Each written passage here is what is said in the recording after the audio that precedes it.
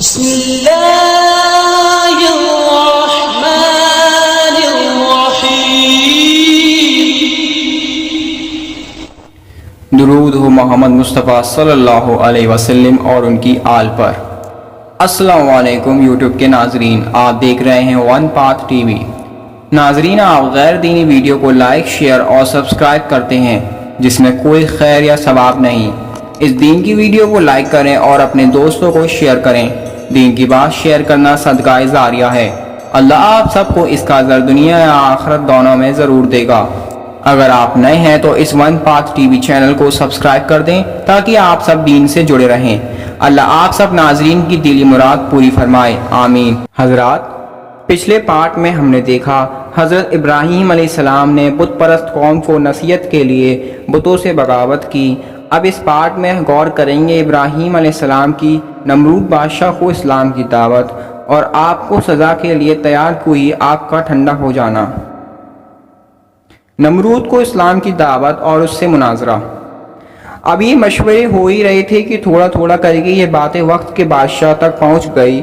اس زمانے میں عراق کے بادشاہ کا لقب نمرود ہوتا تھا، اور یہ عوام کے لیے صرف بادشاہ ہی نہیں ہوتے تھے بلکہ خود کو ان کا رب اور مالک مانتے تھے، اور عوام بھی دوسری طرح اس کو اپنا خدا اور معبود مانتی اور اس کی اس طرح پوجا کرتی تھی جس طرح بتوں کی، بلکہ ان سے بھی پاس و ادب کے ساتھ پیش آتی تھی، اس لیے کہ وہ عقل و شعور والا بھی ہوتا تھا اور آج وہ تخت کا مالک بھی۔ نمرود کو جب یہ معلوم ہوا تو آپے سے باہر ہو گیا اور سوچنے لگا کہ اس آدمی کی پیغمبرانہ دعوت و تبلیغ کی سرگرمیاں اگر اسی طرح جاری رہیں تو یہ میرے مالک ہونے، رب ہونے، بادشاہ ہونے اور اللہ ہونے سے بھی سب عوام کو دور کر دے گا، اور اس طرح باپ دادا کے مذہب کے ساتھ ساتھ میری یہ حکومت بھی گر جائے گی۔ اس لیے اس قصے کا شروع ہی سے ختم کر دینا بہتر ہے۔ یہ سوچ کر اس نے حکم دیا کہ ابراہیم کو ہمارے دربار میں حاضر کرو۔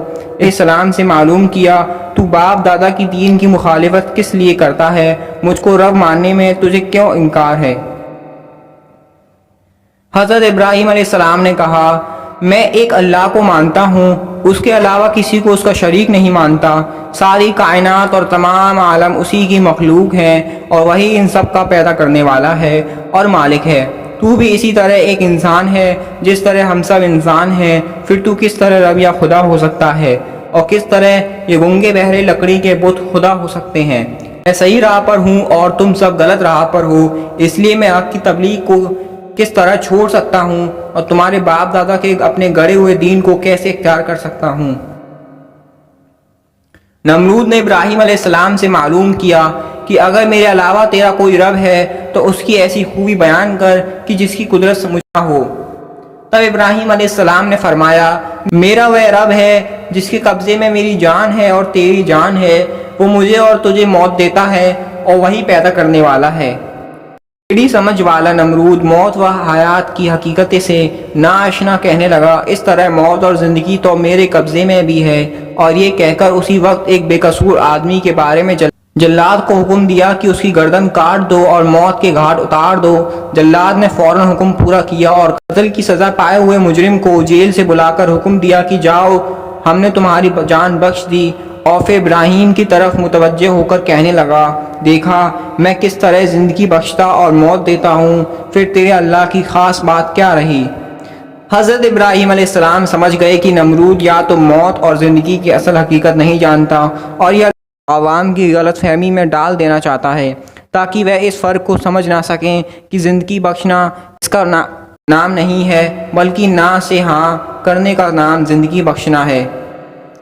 اور اسی طرح کسی کو قتل یا پھانسی سے بچا لینا موت کا مالک ہونا نہیں ہے۔ موت کا مالک وہی ہے جو انسانی روح کو اس کے جسم سے نکال کر اپنے قبضے میں کر لیتا ہے۔ اس لیے بہت سے پھانسی کی سزا پائے ہوئے اور تلوار کی زد میں آئے ہوئے لوگ زندگی پا جاتے ہیں، اور بہت سے قلب و پھانسی سے بچائے ہوئے انسان موت کے گھاٹ چڑھا دیے جاتے ہیں اور کوئی طاقت ان کو روک نہیں سکتی۔ اور اگر ایسا ہو سکتا تو ابراہیم علیہ السلام سے باتیں کرنے والا نمرود گدی پر نہ بیٹھا ہوتا بلکہ اس کے خاندان کا پہلا آدمی ہی آج بھی اس تاج و تخت کا مالک نظر آتا، مگر نامعلوم عراق کی سرزمین کے کتنے دعویدار زمین کے اندر دفن ہو چکے ہیں اور ابھی کتنوں کی باری ہے۔ پھر بھی ابراہیم علیہ السلام نے سوچا کہ اگر میں نے اس موقع پر ابراہیم موت اور زندگی کے بارے میں بات کی اور یا بحث کی تو نمرود کا مقصد پورا ہو جائے گا اور لوگوں کو غلط راستے پر ڈال دے گا، اصل معاملے کو الجھا دے گا، اور اس طرح میرا نیک مقصد پورا نہ ہو سکے گا، اور حق کی تبلیغ کے سلسلے میں بھری محفل میں نمرود کو لاجواب کرنے کا موقع ہاتھ سے جاتا رہے گا، کیونکہ بحث و محاورہ اور جدل و مناظرہ میرا اصل مقصد نہیں ہے، بلکہ لوگوں کے دل و دماغ میں ایک اللہ کا یقین پیدا کرنا میرا ایک ہی مقصد ہے۔ اس لیے انہوں نے اس دلیل کو نظر انداز کر کے سمجھانے کا ایک دوسرا طریقہ اپنایا اور ایسی دلیل پیش کی جسے صبح و شام ہر آدمی آنکھوں سے دیکھتا اور بغیر کس کی منطقی دلیل کے دن و رات کی زندگی میں اسے بے دوچار ہوتا رہتا ہے۔ ابراہیم علیہ السلام نے فرمایا، میرا رب وہ ہے جو سورج کو مشرق سے نکالتا ہے اور مغرب میں ڈبا دیتا ہے۔ اگر تو رب ہے اور خدائی کا دعویٰ کرتا ہے تو سورج کو مغرب سے نکال اور مشرق میں ڈبا۔ یہ سن کر نمرود گھبرا گیا اور اس سے کوئی جواب نہ بن پڑا، اور اس طرح ابراہیم علیہ السلام کی زبان سے نمرود پر اللہ کی حجت پوری ہوئی۔ نمرود اس دلیل سے گھبرایا کیوں اور اس کے پاس اس کے مقابلے میں غلط سمجھنے کی گنجائش کیوں نہ رہی؟ یہ اس لیے کہ ابراہیم علیہ السلام کی دلیل کا حاصل یہ تھا کہ میں ایک جیسی ہستی کو اللہ مانتا ہوں جس کے بارے میں میرا عقیدہ یہ ہے کہ ساری کائنات اور اس کا سارا نظام اسی نے بنایا ہے۔ اس نے اس پورے نظام کو اپنی حکمت کے قانون میں ایسا کس دیا ہے کہ اس کی کوئی چیز مقرر جگہ سے پہلے اپنی جگہ سے ہٹ نہیں سکتی اور نہ ادھر ادھر ہو سکتی ہے۔ تم اس پورے نظام میں سے سورج ہی کو دیکھو کہ دنیا اس سے کتنے فائدے حاصل کرتی ہے، ساتھ ہی اللہ نے اس کے نکلنے اور ڈوبنے کا بھی ایک نظام مقرر کر دیا ہے۔ بس اگر سورج لاکھ بار بھی چاہے کہ وہ اس نظام سے باہر ہو جائے تو اس پر اسے قدرت نہیں ہے، کیونکہ اس کی باغ ڈور ایک اللہ کی قدرت کے قبضے میں ہے، اور اس کو بے شک یہ قدرت ہے کہ جو چاہے کر گزرے، لیکن وہ کرتا وہی ہے جو اس کی حکمت کا تقاضا ہے۔ اس لیے اب نمرود کے لیے تین ہی شکلوں جواب دینے کی ہو سکتی تھیں، یا وہ یہ کہہ کہ مجھے سورج پر پوری قدرت حاصل ہے اور میں نے بھی یہ سارا نظام بنایا ہے، مگر اس نے یہ جواب اس لیے نہیں دیا کہ وہ خود اس کا قائل نہیں تھا کہ یہ ساری کائنات اس نے بنائی ہے اور سورج کی حرکت اس کی قدرت کے قبضے میں ہے، بلکہ وہ تو خود کو اپنی رعایا کا رب اور دیوتا کہلاتا تھا۔ دوسری شکل یہ تھی کہ وہ کہتا، میں اس دنیا کو کسی کی پیدا کی ہوئی چیز نہیں مانتا، اور سورج تو مستقل خود دیوتا ہے، اس کے اختیار میں خود بہت کچھ ہے۔ مگر اس نے یہ بھی اس لیے نہ کہا کہ اگر وہ ایسا کہتا تو ابراہیم علیہ السلام کا وہی اعتراض سامنے آ جاتا جو انہوں نے سب کے سامنے سورج کے رب ہونے کے خلاف اٹھایا تھا، کہ اگر وہ رب ہے تو عبادت کرنے والوں اور پجاریوں سے زیادہ اس معبود اور دیوتا میں تبدیلیاں اور فنا کے اثرات کیوں موجود ہیں؟ رب کا فنا اور تبدیلی سے کیا واسطہ؟ اور کیا اس کی قدرت میں یہ ہے کہ اگر وہ چاہے تو وقت سے پہلے یا بعد نکلے یا ڈوب جائے؟ تیسری شکل یہ تھی کہ ابراہیم علیہ السلام کے چیلنج کو قبول کر لیتا اور مغرب سے نکال کر دکھا دیتا، مگر نمرود چونکہ ان تینوں شکلوں میں سے کسی شکل میں جواب دینے کی قدرت نہ رکھتا تھا، اس لیے پریشان اور لاجواب ہو جانے کے علاوہ اس کے پاس کوئی دوسرا راستہ ہی نہیں بچا۔ غرض حضرت ابراہیم علیہ السلام نے سب سے پہلے اپنے والد آزر سے اسلام کے سلسلے کی بات کہی، حق کا پیغام سنایا اور سیدھا راستہ دکھلایا۔ اس کے بعد عام لوگ اور سب دنیا کے سامنے حق کو مان لینے کے لیے فطرت کے بہترین حصول اور دلیل پیش کیے، نرمی سے، میٹھی باتوں سے، مگر مضبوط اور روشن حجت و دلیل کے ساتھ ان پر حق کو واضح کیا، اور سب سے آخر میں بادشاہ نمرود سے مناظرہ کیا اور اس پر روشن کر دیا کہ رب ہونے اور معبود ہونے کا حق صرف اللہ ہی کے لیے ہے، سب سے مناسب ہے، اور بڑے سے بڑے شہنشاہ کو بھی یہ حق نہیں ہے کہ وہ اس کی برابری کا دعویٰ کرے، کیونکہ وہ اور کل دنیا اسی کی مخلوق ہے اور وجود و عدم کے قید و بند میں گرفتار، مگر اس کے باوجود کہ بادشاہ آزر اور عام لوگ حضرت ابراہیم علیہ السلام کی دلیلوں سے لاجواب ہوتے اور دلوں میں قائل، بلکہ بتوں کے واقعہ میں تو زبان سے انکار کرنا۔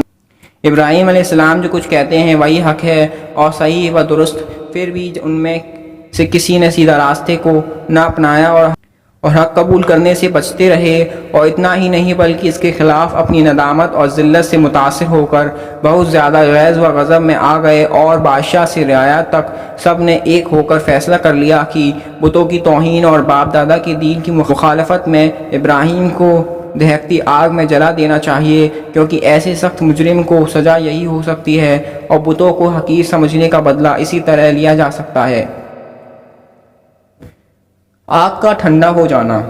اس مرحلے پر پہنچ کر ابراہیم علیہ السلام کی جدوجہد کا معاملہ کھلا ہو گیا، اور جب دلیلوں کی طاقت کے مقابلے میں مادی طاقت و ستون نے مظاہرہ شروع کر دیا، باپ اس کا دشمن، لوگ اس کے مخالف، اور وقت کا بادشاہ اسے پریشان کرنے کا تیار، ایک ہستی اور چاروں اور مخالفت کی آواز، دشمنی کے نعرے اور نفرت و حقارت کے ساتھ کا بدلہ، خوفناک سزا کے ارادے۔ ایسے وقت میں اس کی مدد کون کرے اور اس کی حمایت کا سامان کیسے جٹے؟ مگر ابراہیم علیہ السلام کو نہ اس کی پرواہ تھی اور نہ اس کا ڈر۔ وہ اسی طرح وہ بے خوف و خطر اور ملامت کرنے والوں کی ملامت سے بے نیاز، حق کے اعلان میں مست اور رشد و ہدایت کی دعوت میں لگے ہوئے تھے۔ البتہ ایسے نازک وقت میں جب تمام مادی سہارے ختم، دنیاوی اسباب ناپید اور حمایت و نصرت کے ظاہر اسباب مفقود ہو چکے تھے، ابراہیم علیہ السلام کو اس وقت بھی ایک ایسا بڑا زبردست سہارا موجود تھا جس کو تمام سہاروں کا سہارا اور تمام مددوں کا مدد کرنے والا کہا جاتا ہے، اور وہ ایک اللہ کا سہارا تھا۔ اس نے اپنے ذلیل القدر پیغمبر، قوم کے بڑے درجے کے ہادی اور رہنما کو بے یار و مددگار نہ رہنے دیا، اور دشمنوں کے تمام منصوبوں کو خاک میں ملا دیا۔ ہوا یہ کہ نمرود اور قوم نے ابراہیم علیہ السلام کی سزا کے لیے ایک مخصوص جگہ پر کئی دن لگاتار آگ دہکائی، یہاں تک کہ اس کے شعلوں سے آس پاس کی چیزیں تک جھلسنے لگیں۔